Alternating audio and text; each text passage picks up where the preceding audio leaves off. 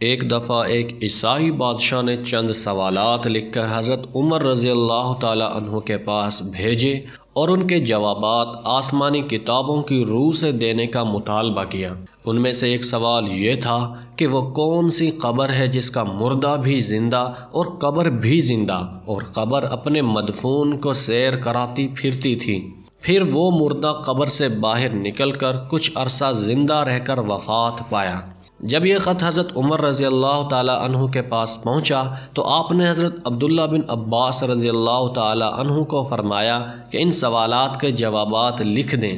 حضرت عبداللہ رضی اللہ تعالیٰ عنہ نے اس سوال کا جواب تحریر فرمایا: وہ قبر جس کا مردہ بھی زندہ اور قبر بھی زندہ، وہ مردہ حضرت یونس علیہ السلام تھے اور ان کی قبر مچھلی تھی جو ان کو پیٹ میں رکھے جگہ جگہ پھرتی تھی، یعنی سیر کراتی تھی۔ دوستو، وہ عیسائی بادشاہ دراصل حضرت عمر رضی اللہ تعالیٰ عنہ کو نیچا دکھانا چاہتے تھے، لیکن حضرت عمر بھی علم کا بہت بڑا سمندر تھے۔ دوستو، یہ حضرت عمر ہی تھے جنہوں نے اسلام کو دنیا کے کونے کونے تک پہنچانے کا فریضہ ادا کیا، اور ان کے دور حکومت میں اسلام عرب دنیا سے ہوتے ہوئے دنیا کے 3 بر اعظموں تک پھیل گیا۔ اللہ حضرت عمر رضی اللہ تعالی عنہ پر اپنی کروڑوں رحمتیں نازل کرے،